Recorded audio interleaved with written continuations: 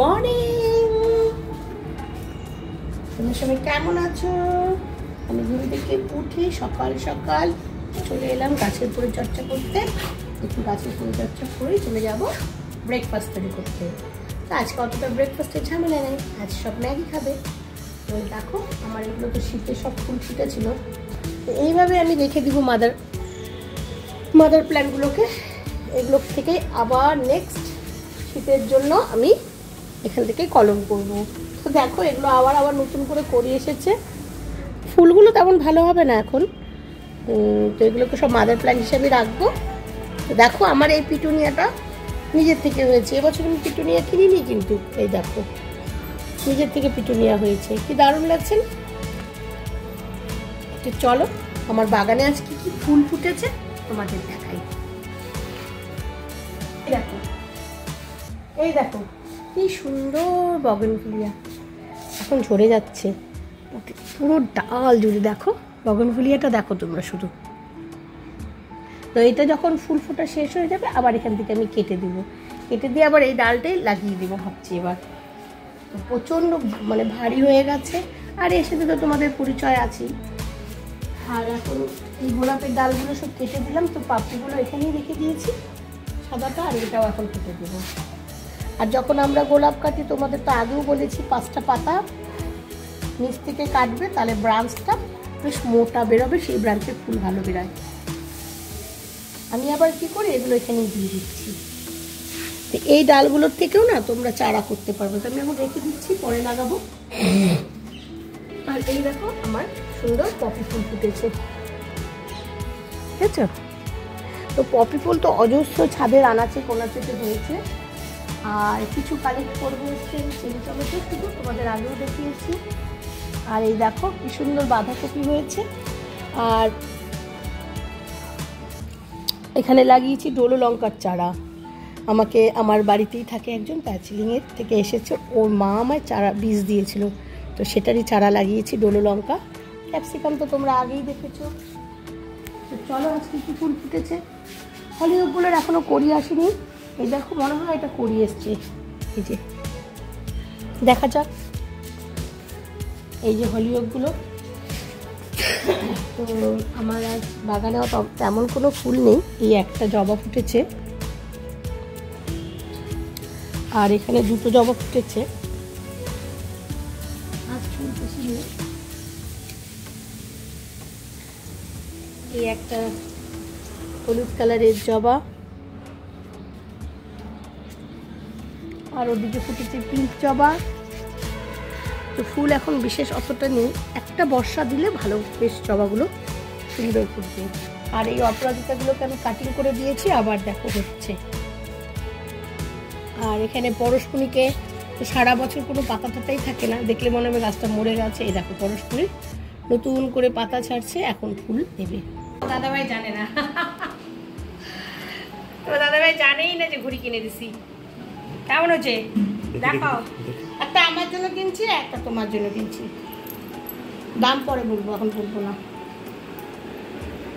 Brand কেন দেখাচ্ছ? আমার জন্য নিলাম, তো ওটা থাকা কি দিয়ে কিনলে? আমারই কার্ড দিয়ে মনে হচ্ছে। তোমার আমি কার্ড ইউজ করতে পারি, সবাই জানো আমি এখন কার্ড ইউজ করতে পারি না। তোমার তো এটাই মজা, কার্ড ইউজ করতে পারি না। এটা বলো একটু, একটা জিনিস। নাইকাতে একটা লিপস্টিক অর্ডার দিয়েছিলাম, সেই লিপস্টিকটা আসলো। বাবা প্যাক দেখো, নাইকার গিফট প্যাক। কি বলতে যে টিপটিপগুলোর বদলে এরকম করে দিয়েছি। দেখি ভালোই হলো, এখন বেরোচ্ছি। তার আগে ওয়াও দেখো একটা লিপস্টিক অর্ডার দিয়েছে। ওষুধের পর না আলতু ফালতু লিপস্টিক ইউজ করি না, একটু ব্র্যান্ডে ইউজ করি। তোমার দাদা বলছে যে একটা দুটো ইউজ করবো, নাও ভালো, কিন্তু কম দামে ইউজ করবে না। সেটা এটা দিয়েছি, দেখি কালারটা।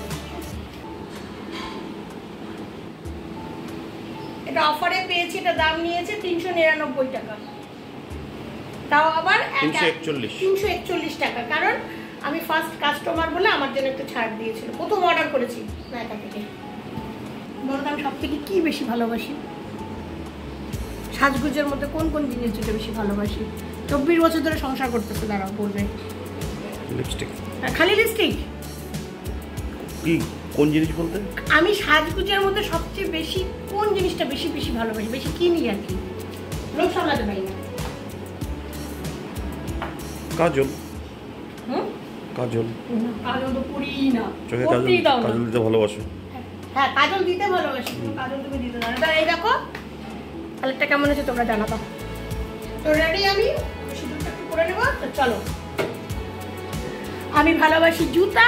আমার ছেলেও আমার হওয়ার পর থেকে পা পা পা পা পা পা পা, আগে যেন পেপারে অ্যাড দিত খাদিমসে, ওখানে বসে আমার ছেলে পেপারের উপর বসে পা পা পা পা পা পা, আর জুতোর দোকান দিয়ে নিয়ে গেলে মুখটাকে ঢেকে নিয়ে যেত, পা পা পা পা পা, ওকে আমার পা কিনে দাও। গাইস আমরা একটু বেরোচ্ছি। প্রিন্সু রেগে গিয়ে বিছানায় উঠে বসে আছে। বাবু রেগে গেছে, কেন ওকে নেওয়া হচ্ছে না। চলো টাটা।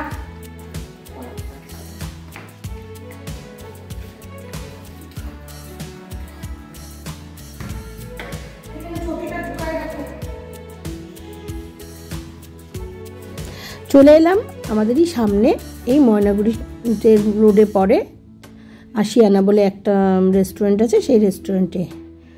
তো খাবো এখন, খেয়ে নিয়ে বেরোবো ছাওয়া দেখতে, সিনেমা।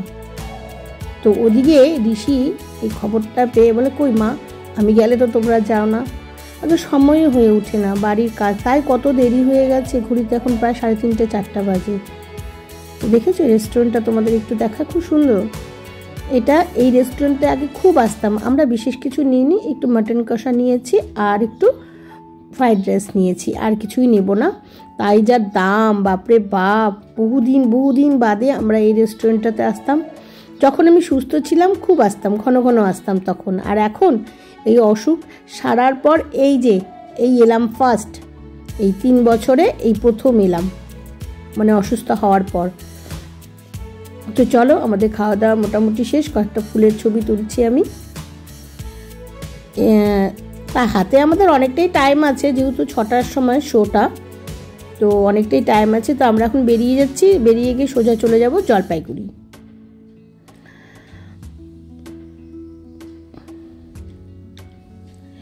জলপাইগুড়ি শহরে ঢুকে পড়েছি। তো ওর বাবা বললো চলো, টাইম তো অনেক হাতে আছে, তো কিছু কেনাকাটি ঘোরাঘুরি করো। আমি কি কিনবো বলো, আর যেটাই কিনতে যাও না কেন পয়সা ছাড়া আর কিছু নেই। তো আমি আসলাম বাজার কলকাতাতে। তো ঢুকে পড়লাম, দেখছি কুর্তাগুলোর দাম, আর এখানে দেখছি কিছু লং গেঞ্জি। তো ওর বাবা একটা নাও, বেশি দাম না, 399 টাকা করে। আমি না, নিব না, নিয়ে বেকার পরবো না, আর জমিয়ে রেখে লাভ নেই। তো চলে এলাম একদম হলে, টাইম হয়ে গেছে 6টা বাজে, শো মনে হয় শুরুই হয়ে গেল। তো ছাওয়া সিনেমা হয়তো সবাই দেখেছো, খুব ভালো, আমিও এলাম দেখতে। অনেক দিন হয়েছে রিলিজ হয়েছে। এই যে শিবাজি ছত্রপতির ছেলে শম্ভুনা, খুব ভালো লেগেছে গো বইটা, সত্যি খুব সুন্দর বই। যখন দেখছি তোমাদেরকে আরেকটা বইয়ের কথাও আমি বলি, জানো আমি তো 2 দিন তোমাদেরকে ব্লগ দিতে পারিনি, তার মাঝখানে একটা বই দেখলাম, বাড়িতে দেখেছি, সেটা টিভিতে দেখেছি। সেটা হলো সন্তান। বিশ্বাস করো যে মিঠুনের নতুন বইটা হইচয়ে রিলিজ হয়েছে, দেখবে তোমরা সবাই। আমার জীবনের সাথে এত মিলে গেল, আমি কালই বইটা দেখছি আর হাউমাউ করে কাঁদছি। মানে এখানে একটা বাবা কিভাবে তার ছেলের নামে কেস করে, এবং তোমরা হয়তো বলবে ছাওয়া দেখে এসে তুমি সন্তানের কথা বলছো না। আমি ছাওয়াও খুব সুন্দর, ওটা আলাদা প্যাটার্ন হিস্ট্রি, আর এটা আলাদা প্যাটার্ন। তো এখানে মিঠুন যেভাবে তার ইয়েটা করেছে, তোমাদের আরেকদিন এই কাহিনীটা আমি বলবো।